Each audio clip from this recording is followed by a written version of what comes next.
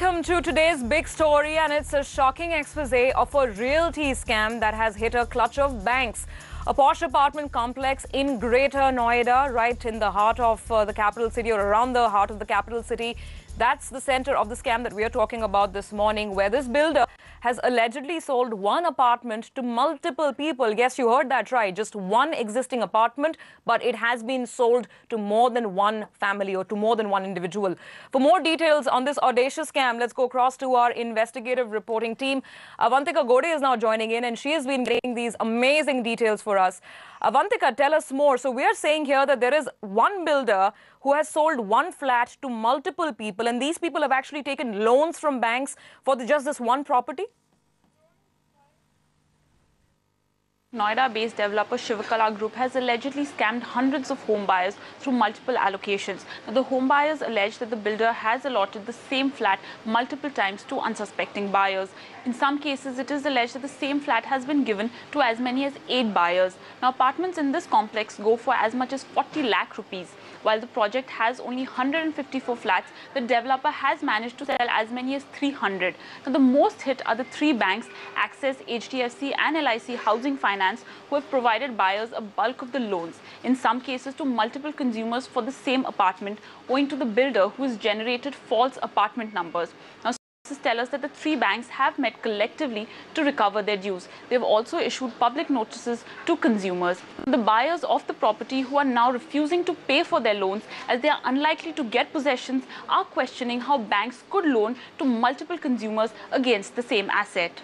Back to you. All right, Avantika, thanks for that. And the footage that you're seeing is what has been shot by our team. This is the apartment complex where a single apartment, or all the apartments that you can see, they have been sold multiple times over to multiple individuals. And banks have also lent loans or given out loans against this property. So the question is, where is the collateral when it was all fictitious in the first place? Well, take this forward. We now have Harsh Roongta, CEO of Apna Paisa, joining in, who tracks, of course, consumer affairs and personal finance quite closely. Harsh, thanks for joining in. It's absolutely shocking. I mean, you've got about 100 odd flats being sold off to 300 people, and there are banks involved which are supposed to conduct the due diligence process. What do you think has gone so wrong? See, it's very difficult to talk about what exactly went wrong. I mean, from what you have described, this sounds like a fairly sophisticated fraud. And unless you know all the facts, it's very difficult to say who's at fault. But I would say that there are 2 things that are essential to make sure that frauds don't happen too often.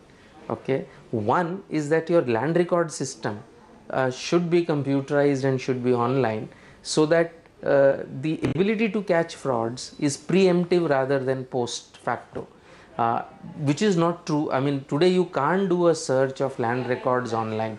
You have to go and still physically search, even though the registration itself has become fairly instant, but there is no way you can do a search online, to the best of my knowledge, anywhere in the country. So I think that's one thing, that our land record systems themselves are at fault. 2, wherever, even the most sophisticated systems can be cracked and fraud happens. So the second leg to make sure that frauds don't happen very often is that if and when a fraud is caught, punishment should be swift and severe. Even this is clearly lacked in our system. So I think till we have these 2 huge deficiencies, you don't have an online system where there is some fair degree of detection that is possible.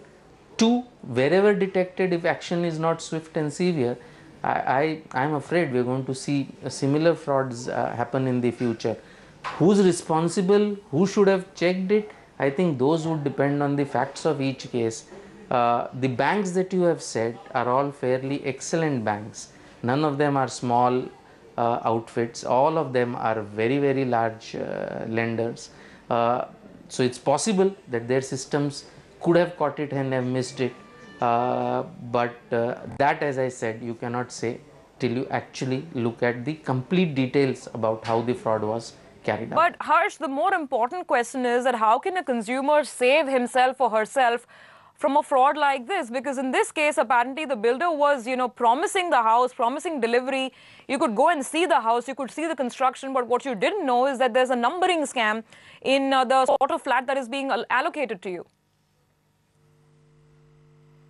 So how can a consumer avoid falling into frauds like this? As I said in the first part itself, it's almost impossible to devise a system that completely eliminates fraud. But one reasonably practical and effective way is, don't buy under construction flat. Buy your flat, register it, move into it. At least, at the very least, even that could be sold again by the buyer if a fraud like this happens. But at least you are sitting in possession of your flat. At least you know you are the first one in line when the dispute happens. So I think the only reasonable and practical way not to suffer too much is to make sure that you register, pay, move into the flat. All right, Harsh, thanks so much for throwing some light on this. It's just completely amazing and really sad for, of course, all those who were promised allotment, who had gone to banks, taken loans, and today realize that the house never existed in the first place. But that is the extent of shock and awe of this scam that has been unearthed by our team in Noida. All right, that's one big story. The other one, which is equally shocking that we are bringing to you, is about a man